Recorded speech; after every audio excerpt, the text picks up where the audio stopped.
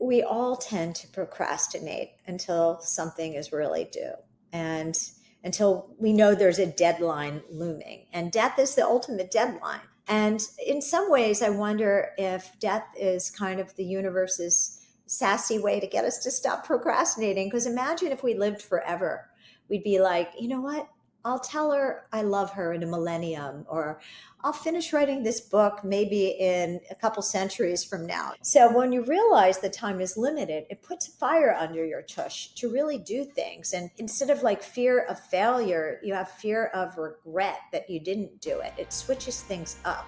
Welcome to Passion Struck. Hi, I'm your host, John R. Miles, and on the show, we decipher the secrets, tips, and guidance of the world's most inspiring people and turn their wisdom into practical advice for you and those around you. Our mission is to help you unlock the power of intentionality so that you can become the best version of yourself. If you're new to the show, I offer advice and answer listener questions on Fridays. We have long-form interviews the rest of the week with guests ranging from astronauts to authors, CEOs, creators, innovators, scientists, military leaders, visionaries, and athletes. Now, let's go out there and become Passion Struck.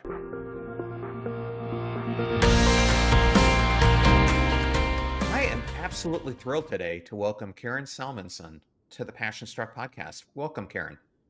Oh, it's so great to be here. I'd love to open these conversations with this question. We all have moments that define who we become. Karen, what's a defining moment for you?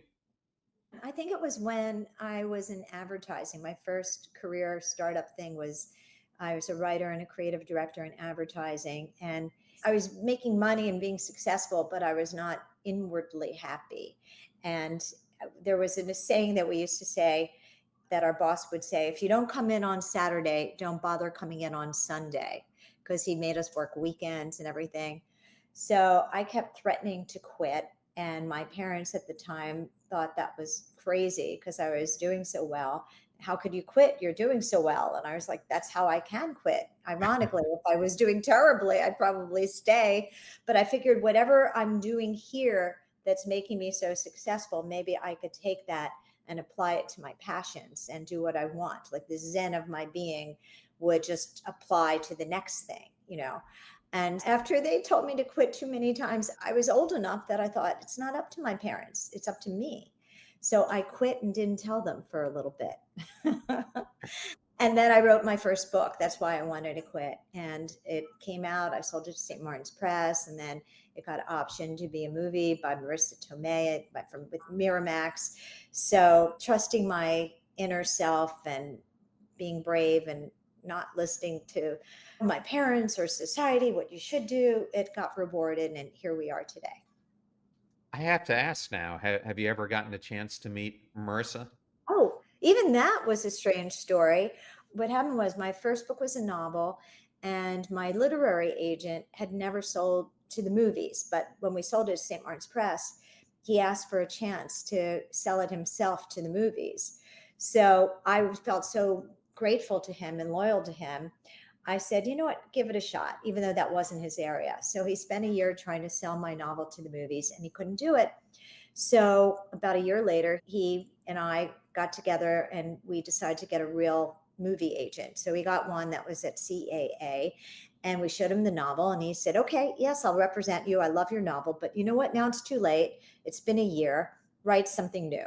I didn't want to write anything new. I loved my novel. I wanted to be a movie. So occasionally I'd call him up and I'd say, hey, how about sending it to this actress? And he kept saying, write something new, write something new. So I saw that Marissa Tomei was performing at a theater here in New York where I live, a theater called Naked Angels.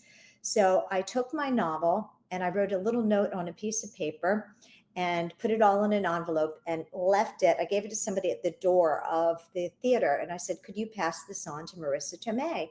And they said, sure. So I told all my friends about this, and they thought I was like wildly optimistic and that it was ridiculously hopeful. And then a couple months later, I remember I was eating a bagel, and some woman calls on the phone and says, hi, this is Marissa Tomei. I read your novel and I love it and I want to option it. And I thought, oh my gosh, this is probably one of my friends mocking me for being so wildly optimistic. Do I bother to stop chewing my bagel in this obnoxious friend's ear? And I thought, well, just in case it's Marissa Tomei, I'll stop chewing. And it was really her. And that's how I wound up getting my novel to Marissa Tomei. I met her, spoke to her. She's the one that brought it to Miramax. And that's how the deal got struck. What an amazing story. So I have to ask, I loved her and my cousin Vinny. I think she made the movie. What is she like in real life? Just as adorable, just totally adorable and real and down to earth and just great. But the movie didn't get greenlit. It didn't get greenlit. But Miramax did give me some other opportunities to write TV show stuff and do other things. But the movie itself didn't get greenlit, unfortunately. I remember one of the things they said was they didn't like I used voiceover in the background. It was very modern and it was before Sex in the City.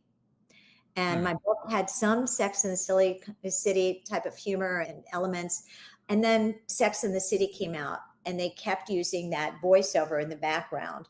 And I was like, oh, grumble, because that was something they said. It's a little too, I don't know what it was, but it was a little more feisty ahead of its time. So Well, it this was, sounds like it was their loss. well, thank you. Thank you. Yes.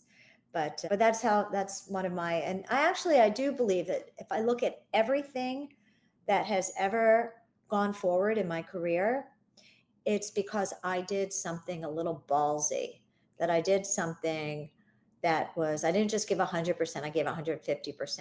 Like I dropped it off at the theater, or I made that phone call, or I just did something out of the ordinary. That's how each of my career moves have happened because of that. Absolutely love that because that's what this whole podcast is all about. And I think it goes right into the book that you have coming out that leads right into what you were just describing. The book is titled You're to Die for Life: How to Maximize Joy and Minimize Regret Before Your Time Runs Out. And before we get into the book, I just have to ask, I've written two novels now. I have a children's book coming out later this year, which for me was a significant learning curve and a big departure from what I've done previously. But I'm really proud of what it's shaping up to be. But I've thought about writing a fiction book like you did, but I'm wondering, do you find it more difficult to write the fiction books or the nonfiction ones? The answer is it depends how much it's in your craw. Like this novel, I couldn't wait to write it. Like it wasn't even discipline. It was, I had to get it out of me. So if it's in you like that, then it will be easier. But the second novel, I kept delaying because I didn't know the ending on the second one. Maybe that's it. Maybe you have to know, you really have to feel like, oh my God, this ends well. And you're like, I have the killer ending. And then you can write it, because I just kept delaying because I didn't really get the ending exactly right. And with nonfiction, that doesn't happen. You know what the gist of the book is and you keep writing. So I think that might have been why I didn't finish the second novel. And I did other books. I've written a gazillion different kinds of books, humor books, business books. I've written kids' books, stuff like that. And my answer is how much is in your craw and how much you can see the full vision of it. And also getting excited. Oh my gosh, people really need to hear this. People really need to read this. That pushes you when you're ready to procrastinate. Like I had a book, the Bounce Back book, which is a resiliency psychology book. And I wrote it after a bunch of really my terrible year, and like very one weird thing happening after the other. Weird is a euphemism for traumatic. And like I remember thinking to myself that I kept waiting for like a candid camera crew to pop out behind the planter in my living room and say, "Surprise, you're on a reality show," because I was like, so many bad things happened in a row. And then I wrote the Bounce Back book, and every time I would hesitate, I would think, no, people really need these tools. And I kept thinking about that. And I remember that helped me with some of my procrastination. And with the novel, which was my very first book, I would, anytime I felt like a little bit hesitant to keep going, I had this thing where I would go to Barnes and Noble and I would go into the fiction center section of the store. And my last name is Salmansohn. And I would envision my book on the shelf. And I would be next to Salinger, be Salinger Salmansohn. And that kind of gave me a giggle and a little extra note to keep writing, like, I'm going to be next to Salinger. So I would visualize it like that. One of the things I talk a lot about on this podcast is my own life, and that there were moments of it when honestly I should have been on cloud nine because professionally I was killing it, but I really felt like I was living adjacent to my life, but like I was a spectator to it. And you open your To Die for Life with a bold twist. And it's not a near death experience, but a near life one, like I just described. What was your personal moment of realization that you were also living life adjacent? And that is exactly how I write the book, that I recognize that I was having a near life experience, which is when you're on autopilot or you're looking at your phone so much or you're worried about the future, regretting the past. And my wake up call actually was when my dad died. So that snapped me out of my autopilot slumber, so to speak, and made me realize that we don't have forever, that our lives, like, we know there's this thing called death, but it's amazing how strong our death denial is. And when you wake up to realize that we're here and then we're not, that you want to do everything you can to make the here part as meaningful as possible. And so when my dad passed away, I realized that although I was very happy with where my career was going, that I kept putting off starting up a family to someday. And I thought, you know what? I don't really have all the time in the world. So I have my dad's death to thank for my son's birth. And in fact, my son, oddly enough, was born on August 27th, 4 years after my dad passed on August 27th. My dad's death day is my son's birthday, which I kind of love. It's like a wink from my dad to me. Good going, Karen. I see you. So I really do believe that mortality awareness creates urgency, and urgency creates action. I love that. And I'm sorry about your father's loss, which you write about in the book. But isn't that incredible how the same birthday? I Uh, know. so this really gets us to something you really talk about in the book, that death is the ultimate life coach. And when I hear that, it's provocative, but it's true. How do you think that death awareness helps us cut through the noise and clarifies really what matters in our lives? I think that we all tend to procrastinate until something is really due and until we know there's a deadline looming. And death is the ultimate deadline. And in some ways, I wonder if death is the universe's sassy way to get us to stop procrastinating. Because imagine if we lived forever, we'd be like, you know what?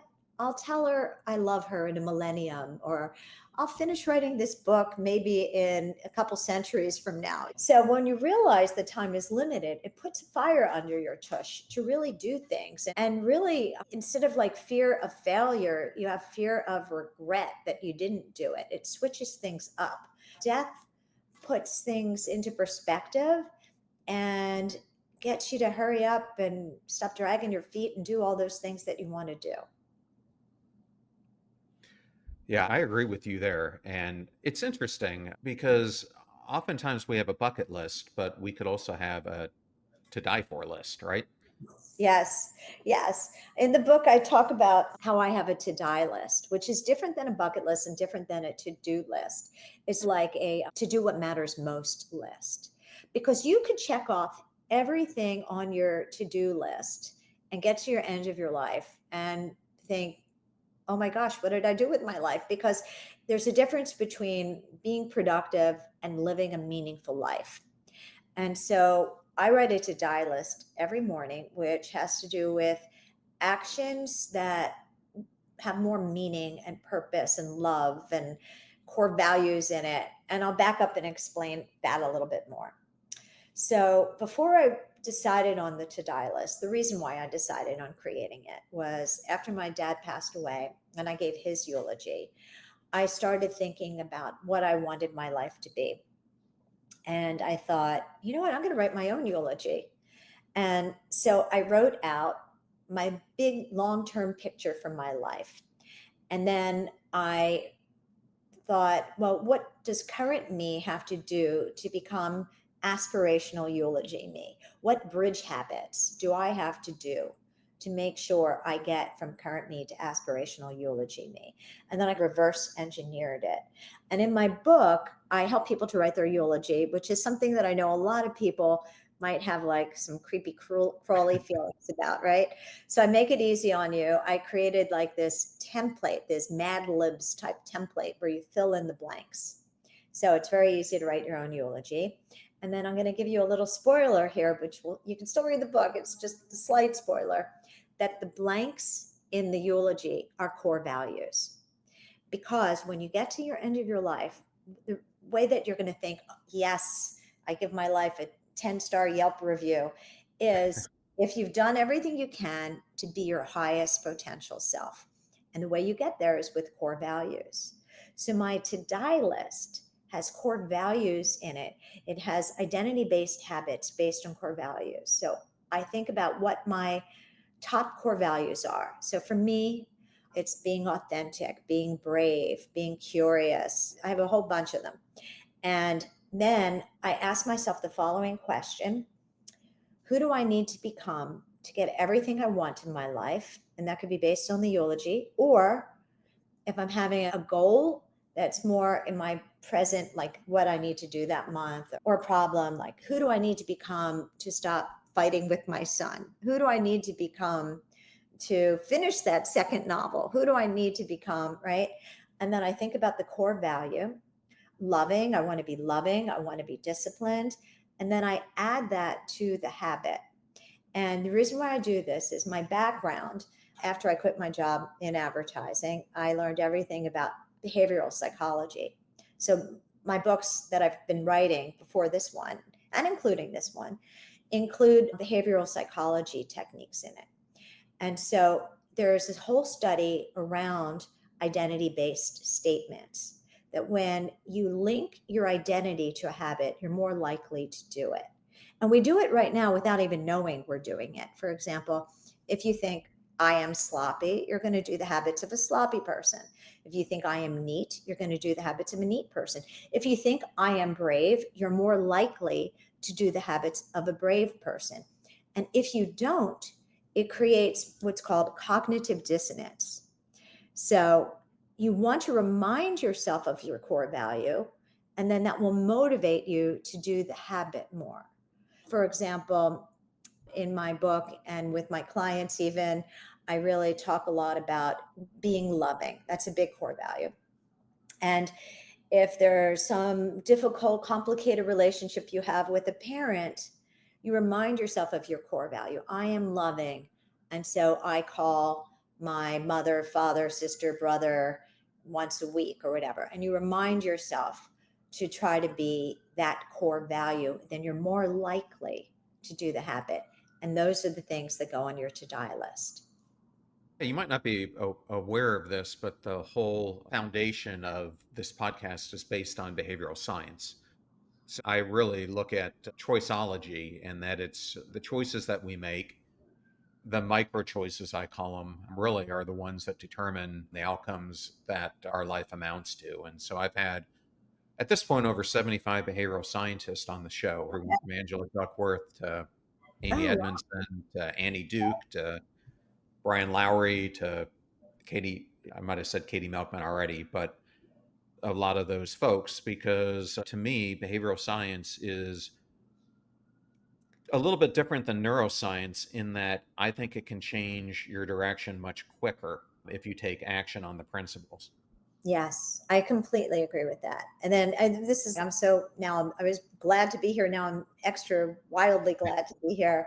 And my book has a lot of behavioral science in it, psychology, and how to, because it's funny, I was doing an interview like a day or so ago, and we were talking about once death wakes you up to what you need to change, then you have to change it. And I was thinking to myself, what's scarier than death is the fear of change. Like, Oh, yeah. oh my gosh, okay, now death woke me up that I need to make this change. Now I'm afraid of making the change.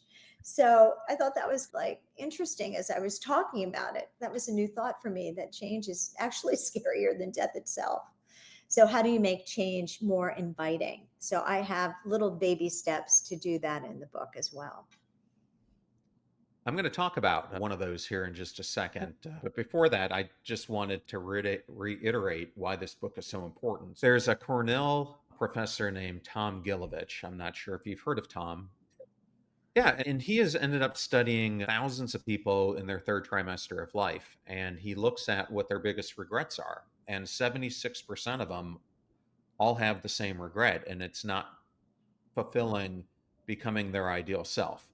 And it really coincides with the work of Bronnie Ware and other people who've been in palliative care who write about the same thing as the number one regret of the dying. What you're writing about really coincides with both real research like Tom Gilovich's and actual experienced research like Bronnie Ware's. Well, I Um, mentioned Gilovich in the book. He's in the book. And I talk about the regrets of the dying in the book also. So yeah, I'm right there with you on this. So, yes, completely. so one of the other things you talk about in the book is the concept of a dominant narrative, and you listed some examples of this previously, but I'll list a couple more. These are the repeated stories we tell ourselves: I'll always attract the wrong person, or I'll never get ahead in life.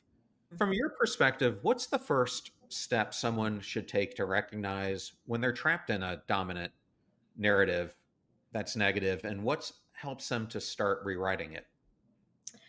Okay. Well, the first thing I do when I'm working with somebody or even a friend, anybody, even myself, if you're feeling in a dark, negative mood, I have people hunt for their always and nevers, which is what Seligman calls permanent and pervasive thinking, to see where that is, because that's usually at the root of a lot of depression or anger. And once you figure that out, then you have to soften those always and nevers and put them up on, be like a lawyer to them and go, oh, really? Oh, really? Always? And then like prove that always is a liar and never is a liar, because they usually are.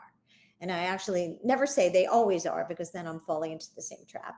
In the book, I have a bunch of steps that you can do. One of them is something called chronological mapping, which I don't know if you saw that part of the book, but it's interesting. And chronological map, I like to make things visual. I did. It is interesting. So I'd love you to go into it. Okay. So after you figure out what your negative dominant narrative, or even this could be what reveals it, because you might not even know it until you do the chronological mapping. So I don't know which would come first with people. But if you found it and you want to undo it, or if you want to figure out what's at the root, what I suggest is people get really long paper, like a butcher roll of paper, or you could tape together 8.5 by 11 sheets so they run across the table, and then draw one long line through it. And that line is your life. And then what you do is you start to make little dots on that line and little notations that are about what they call inciting incidents in the screenplay business or in the novel business, like things that are the moments, like first fall in love, first big breakup, first big job, first lose a job, health issues, fight with so and whatever it is. And you mark it down, and then you have fun with it. It should be fun. You color code it. You can put like little doodles of like hearts where something is, or broken hearts, or make it colorful, make it interesting, and look for the patterns. And then also I have people look at how something could be either a gift, a bridge, or a zigzag, where it took you to something else. What did you learn from that? How, because you lost that job, did that take you to something better? And you start to look for the patterns in it. And the other thing that happens is, if this is your life, and I want you to draw the line until you're 100. I want people to think very optimistically about being 100. Look how much more life you have left ahead of you. Because when you're in the middle of a trauma or a challenge of any kind, we can start to think that my life is ruined from this one thing, and nothing is everything. The part cannot be greater than the whole. You have your whole life that is a part of your life. When you see this long line ahead of you, you realize there's more opportunity, there's more runway. And some people, when they hear I wrote a book about death, they think I'm an end of life doula, but I'm more like a middle of life doula or a beginning of life doula, because here we are, you're still here, there's still time to change it as far as we know. And you should use that time to make those changes and start thinking about what you want the rest of the dots on that timeline to be like. Thank you for sharing that. I think that is a fantastic example. So I'm glad you went through it. I also loved your identity based habit example that you had in the book. I'm discerning, so I choose food that honors that. It's clever, but it's also backed by research. Can you unpack the science behind identity based habits and why be do be works better than do be do? Yes. In the book, I say that Frank Sinatra's great singer, doobie doobie doo, but he's a backwards thinking personal development author, because if you want to accomplish your goals, you have to sing be do. You have to think about who you want to be, and then that will affect what you do. That your identity is the puppet master of your habits, not the other way around.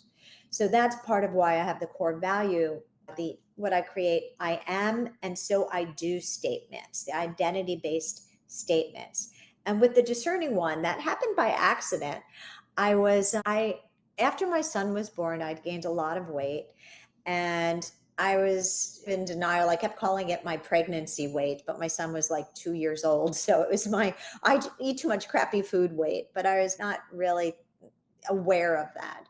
And I remember one day I was on the phone with my publishing house, and I was working on a book with them that had photographs and illustrations in it. And I noticed that the colors were somewhat coming through the paper on the first spec spreads that they showed me. And I said, can we get thicker, toothier paper? And I realized I'm so discerning in the books that I do, and the fonts and the colors and the paper. I value the core value of being discerning. And then I thought about it and I thought, I haven't really been discerning with the foods that I'm eating. And this created the I am, and so I do. I am a discerning person, and so I eat healthy foods. I eat in a discerning way. And by owning the core value of discerning, when I looked at the pizza or the macaroni and cheese or the cheddar cheese goldfish, I thought a discerning person would not eat that. And it helped me to resist it, because again, it creates like this kind of cognitive dissonance. Like if you're not, oh, wait, I value discerning. Oops, I'm not being discerning, but I value discerning. And then you wind up eating like a discerning person. It really does work. And it creates a ripple effect into other areas of your life. Once you really become aware of what your core values are and how important they are to you, you start to be discerning about your time or discerning about how you spend money. It really does, it changes your habits. Your identity is your puppet master of your habits. I just wanted to go a little bit off topic here, Sure. and talk about core values, but in a way that might people think a little bit differently. And I'm going to talk about company core values. So Okay. I used to work for both Lowe's Home Improvement and I worked for Dell. And when I worked for Lowe's, although at the time they were like 48, 50 billion in revenue, it still felt like a family run company. And I remember you would walk into headquarters and the core values would be right in the entryway of the waiting area everyone was at. They were also in the cafeteria. They put them up on walls you would walk down. And I was a senior executive there. And I remember that the CEO, every time he would speak, would highlight core values, especially ones that he wanted people to be aware of. And he would always ask us to pass them down to the teams.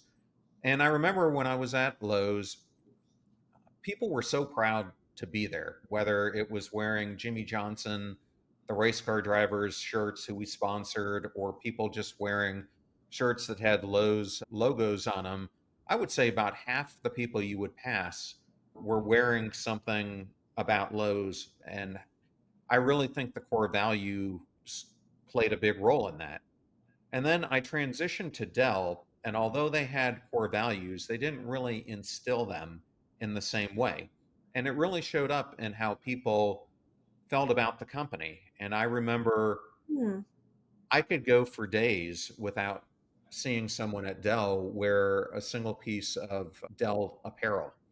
It was just a completely different feel. And I'm wondering if that is a good analogy for ourselves thinking about our own core values, and when you make them presence, like you were talking about, even when they come down to our food choices versus when they're more invisible as they were at Dell, and if that makes a difference in how they show up in our lives.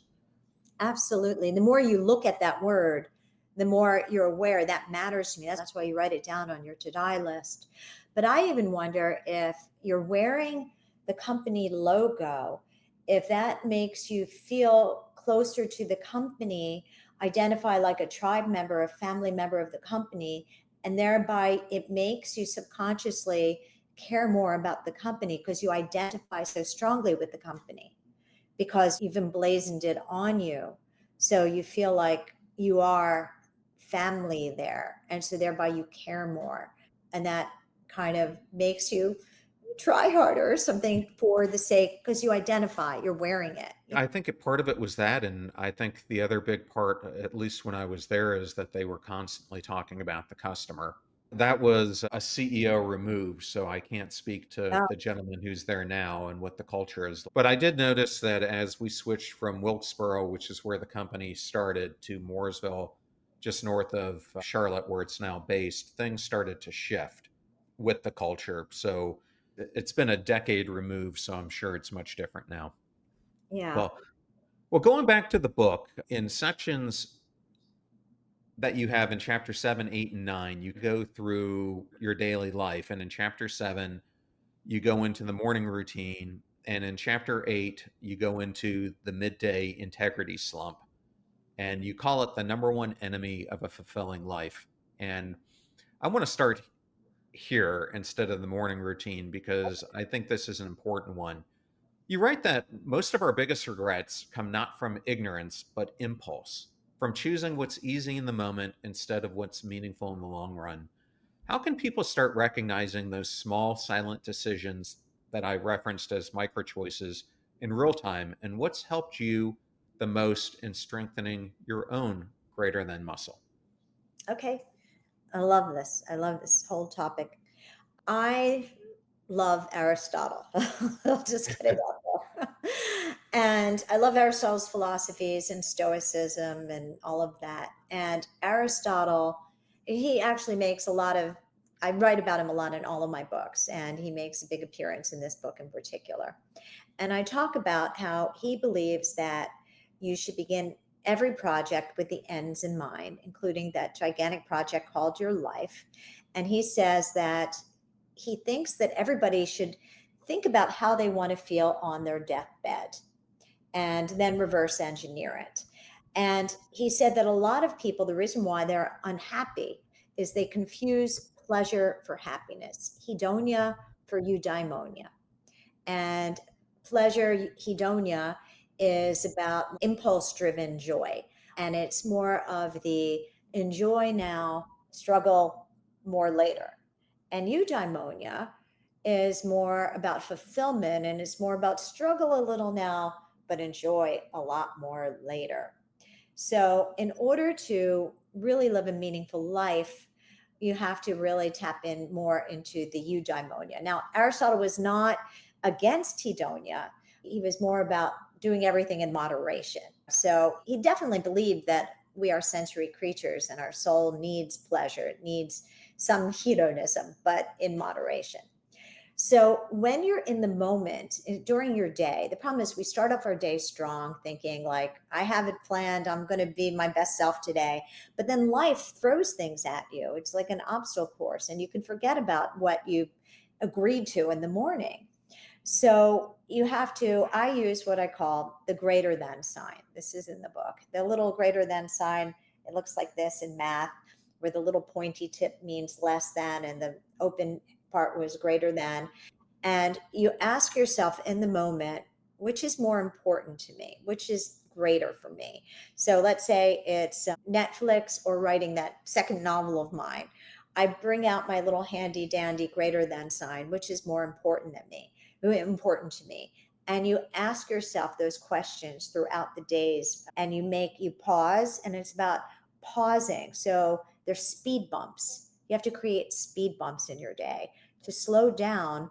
Otherwise, you're going to keep doing the impulse driven thing. And if you create these speed bumps by stopping and asking yourself, which is more important to me? And then that actually drills in what your core values are. Yeah, I love that. I was going to ask you a follow up on the at sign, so I'm glad of the greater sign. So I'm glad you brought that into it. And I also wanted to touch on chapter 9, how Sure. to end your day aimed in the right direction. And this is where you go into depth into your nighttime reflections framework. But you describe the end of the day not as a crash landing, but as a chance to hand the mic to our inner stoic, or maybe even give ourselves an Oscar. And I think looking at it through those lenses is such a memorable image. What inspired you to blend those seemingly opposite lenses, which I look at as rigorous self reflection and joyful self congratulation, into a bedtime ritual? Well, because I do think we should be gentle with ourselves as well as wanting to look at our lives in a realistic, tough love manner, but not just tough love as well. The Stoic lens is to really see the truth of where you did well and maybe where you stumbled and what you could have learned from it. And one of my big beliefs on life, and Aristotle's too, and stoicism's too, is that we are here to learn lessons to become our best possible self. So every little stumble can be used as like a learning aid. And so this is where you end your day thinking about analyzing.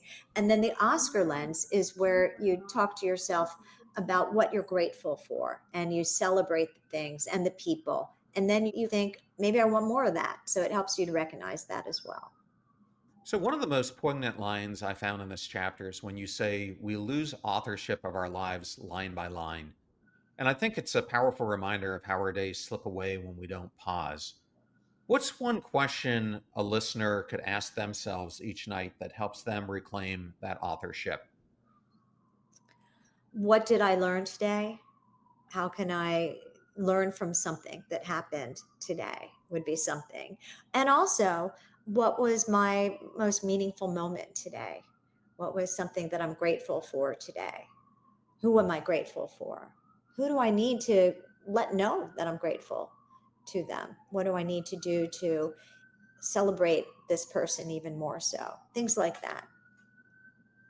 Thank you for that. And Karen, I recently did a solo episode where I was saying so many of us get absorbed with trying to measure our lives and a return on investment.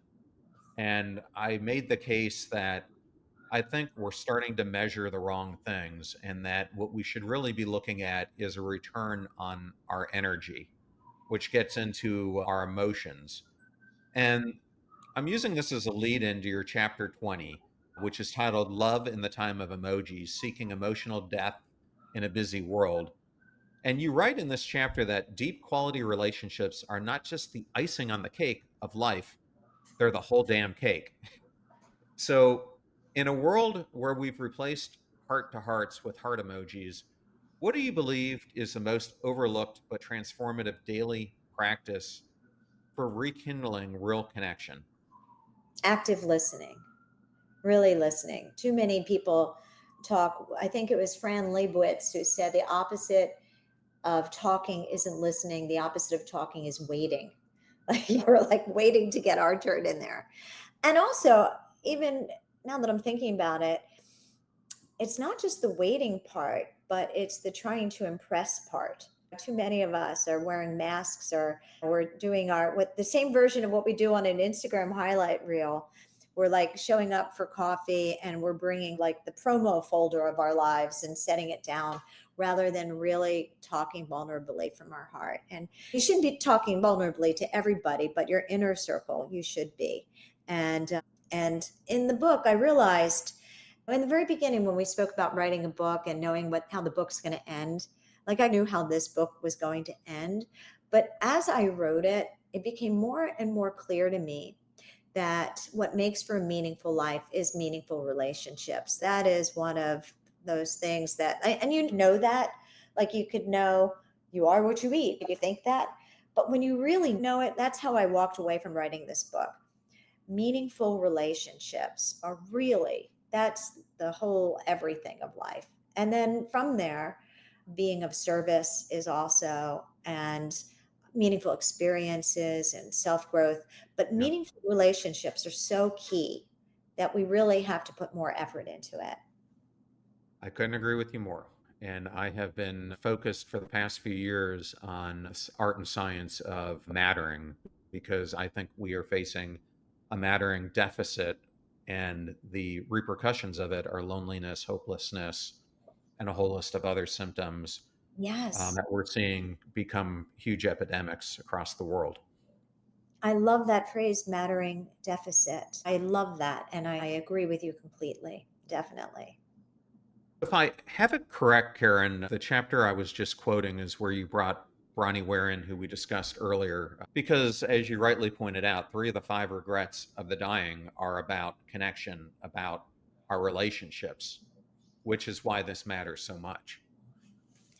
Yes. Actually, I interviewed a bunch of end of death doulas and came up with a list of more than 5 end of life regrets.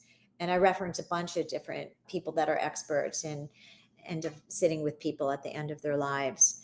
And I have a whole chapter on that, on looking at those most common regrets and then reverse engineering them and figuring out which core values can best make sure that you're applying regret resistant seal into your life.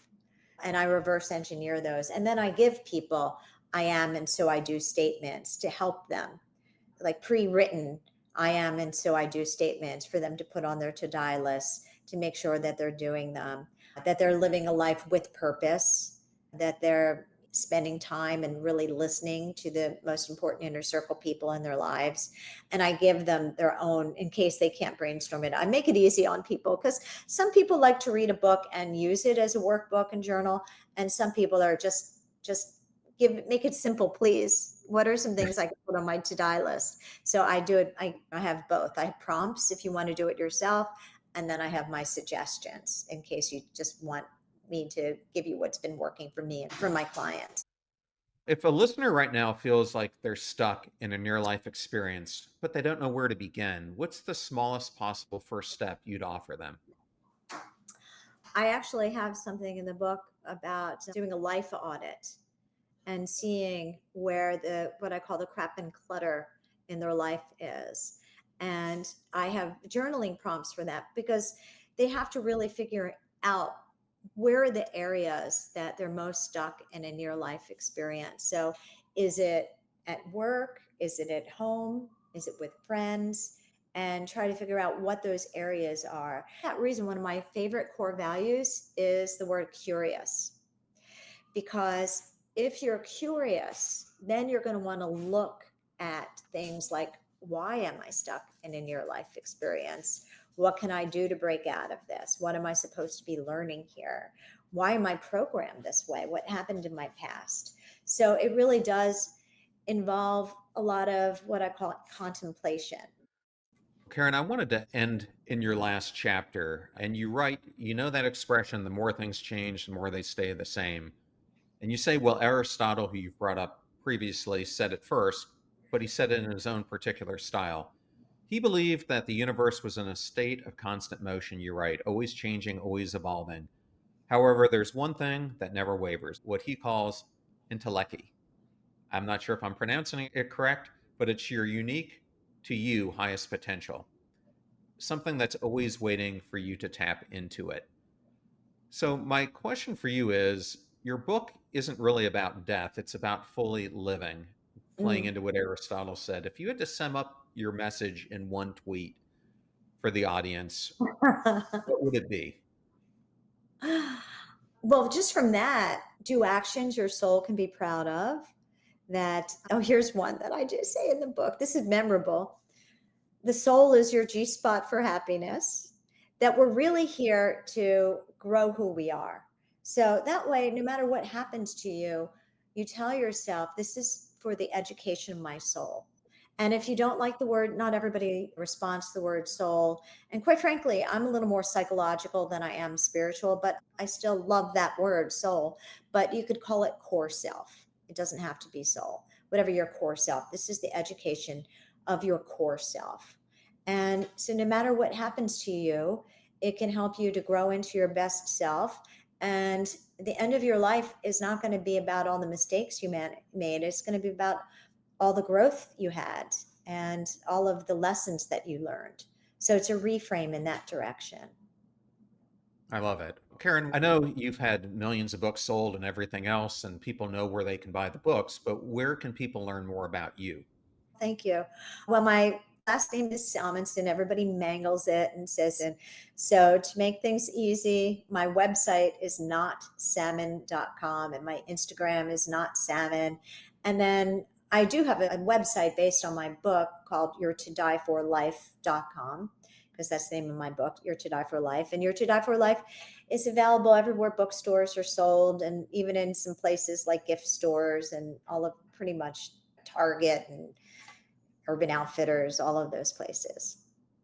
I love it. Thank you so much for joining us today. It was really an honor and really aligned with a lot of what we love to discuss here on the show. I'm so glad to be here. I love everything that you're doing and everything you're talking about. It's right up my alley. I love it. Thank you so much.